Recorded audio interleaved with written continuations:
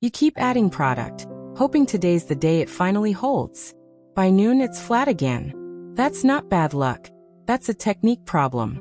And it's aging you in ways you wouldn't expect. Thin hair that lies flat against the scalp shortens the look of your face and ages your whole silhouette by years, not months. Today I'm covering the 4 moves that are quietly working against your thin hair, and exactly what to do instead. One of them is something you're probably doing every single morning without knowing it. I researched the worst style and beauty mistakes and the best fixes for women over 50 so you get real results fast. If you haven't already, hit subscribe. I cover this every week. Step 1. The washing mistake that's flattening your hair. Let's start in the shower. Because honestly, that's where this whole problem begins, and almost nobody realizes it. You're using a heavy, creamy conditioner, and you're putting it everywhere, roots to ends. It feels nourishing. It feels like the right thing to do for hair that already looks thin and fragile. But here's what's actually happening. That rich conditioner coats each strand, weighs it down, and by the time your hair dries, it's lying flat against your scalp like wet paper. The mistake isn't using conditioner. It's where you're putting it. This single habit pulls volume out of your whole style before you've even picked up a brush. You can have the best haircut in the world and a flat wash routine will undo it every time. Here's the part nobody tells you. Most women with thin hair are using products formulated for thickness, not lift. Heavy creams, rich oils, anything labeled intensive. They're designed for coarse, dry hair that needs weight added. Your hair needs the opposite. It needs lift, and lift only happens when the roots stay light. So here's the fix, and it's simpler than you'd think. Switch to a volumizing shampoo and conditioner. Look for the word volumizing, or lightweight right on the bottle. That's your stylist-ready language when you're shopping. Apply conditioner only from midshaft to ends. Never the roots. Never the scalp. You're sealing the ends, not coating the crown. Second fix. Turn the water temperature down for your final rinse.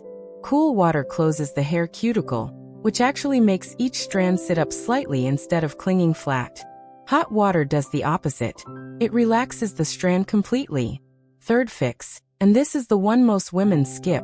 Flip your head upside down for the last 30 seconds of drying with a towel. Don't rub. Squeeze gently, root to tip, while inverted. This alone can add visible lift before you even start styling. And the secret one, the one I wish someone had told me years ago. Skip the leave-in conditioner at the roots entirely, even if the bottle says for fine hair. Apply it from your ears down only. Roots stay bare. Always. Before. Hair washed with a rich, creamy conditioner applied scalp to ends, drying flat and clinging to the head. After. Volumizing conditioner applied midshaft to ends only, cool final rinse, towel dried upside down. Hair drying with visible root lift and natural separation. Maintenance is easy here. Once a week, do a clarifying wash to clear out any buildup at the roots, because product residue is just as flattening as the wrong conditioner. But washing is only half of this. What you do the second you step out of that shower might be doing even more damage. And it's a habit you've probably had since you were 20. Step 2. The blow-dry direction that's killing your volume. You dry your hair the same way every day. Section by section. Pointing the nozzle straight down, smoothing as you go. It feels neat. It feels controlled. It's also the exact reason your hair has no lift by 10 in the morning. When you point the dryer straight down at the roots, you're pressing the hair flat against the scalp while it dries, which means it's setting that way permanently for the whole day. You're not styling your hair. You're training it to lie down. Most women never think about drying direction at all. They think about heat, about brushes, about products, never about angle. But angle is doing more work than almost anything else you're using. So here's what changes everything. Flip your head forward and dry your roots upside down. Lifting sections with your fingers as you go rather than pulling them flat with a brush. Direct the airflow against the direction the hair naturally falls, not with it. This is the exact opposite of what most blow-dry tutorials show you. And it's the difference between flat by noon and full all day. Second fix. Use a round brush, but only at the midshaft and ends, never at the root. Let your fingers do the root work. A brush at the root just smooths the lift right back out, which defeats the entire point. Third fix. Dry on a cool or medium setting once your hair is about 80% dry. Then finish with a 10-second blast of cold air at the roots before you style. That cold shot locks the lift in place. Stylists call this setting the cuticle. And you can say that exact phrase next time you're in the chair. And the one most women skip entirely: dry your part line last, not first.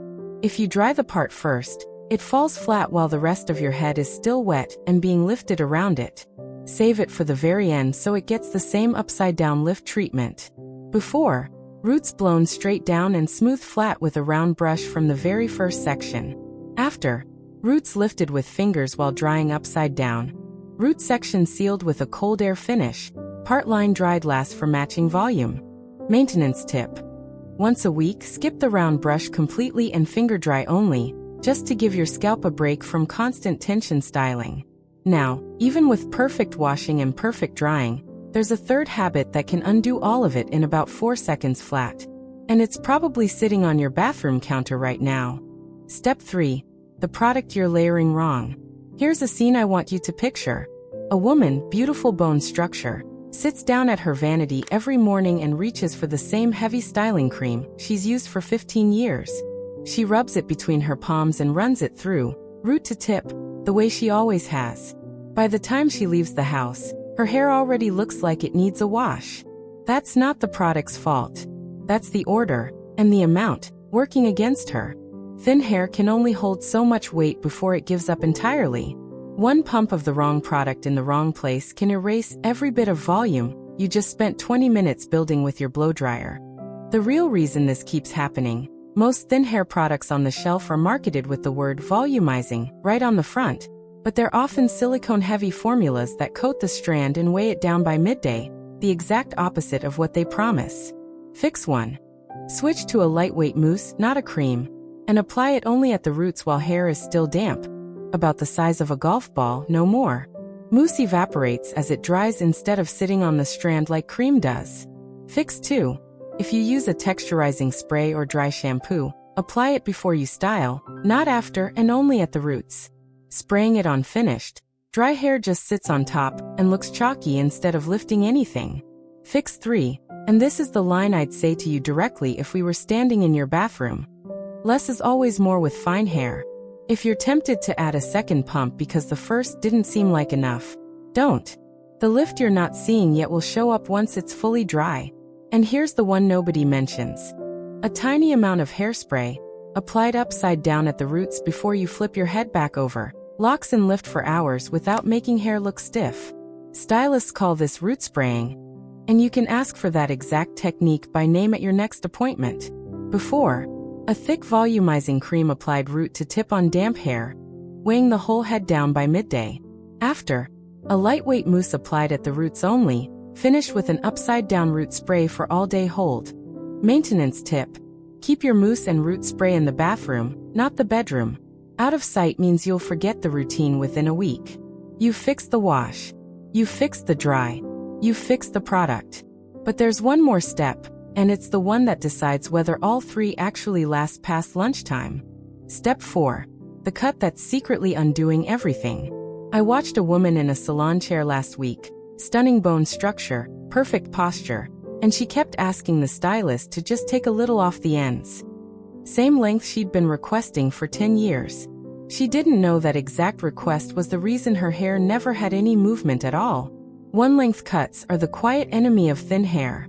No layers means no internal movement, which means the weight of the hair pulls itself flat no matter what you do at home. You can wash it right, dry it right, and product it right, and a one-length cut will still cancel out half your effort. Here's what most women never ask for, and it's the single biggest shift available to you: internal layering, sometimes called invisible layers. It's layering cut inside the length rather than at the visible ends, so the silhouette still looks long and soft, but underneath, the hair has built-in lift that no amount of home styling can replicate on a blunt cut. Fix 1. At your next appointment, say this exact phrase: I want internal layers for volume, not visible layers for length. That single sentence tells your stylist precisely what you need without any ambiguity. Fix 2. Ask for a shorter, face-framing layer around the crown specifically. This is sometimes called a crown layer or root layer, and it gives your styling routine something to actually lift, instead of fighting flat hair with no structure underneath it. Fix 3. If you've been growing your hair out for length, consider a length just above the shoulder instead. Shorter weight means less pull. And less pull means more bounce, more movement, more life in every single strand. And here's the one small shift that changes the whole conversation with your stylist. Bring a photo of the result you want, not just the length. Stylists work from visual reference far more accurately than verbal description. And I want it to move like this gets you a completely different outcome than just take a little off.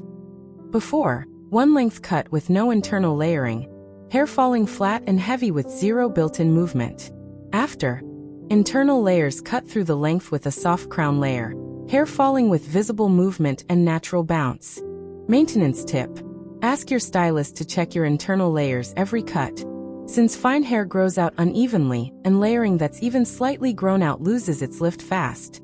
And once you put all 4 of these together, the wash, the dry, the product, the cut, you're not managing thin hair anymore. You're working with it. You just learned the 4 real reasons your thin hair has been falling flat, and the exact fixes, in the order they actually matter. That's not a small thing. That's years of guesswork solved in one sitting. Boom. Your hair was never the problem. The technique was. Tell me in the comments. Which of these 4 steps were you getting wrong without even knowing it? Next time, I'm covering the 5 products quietly aging your skin in broad daylight. Like this video, subscribe to Timeless Wisdom Path, and I'll see you in the next one.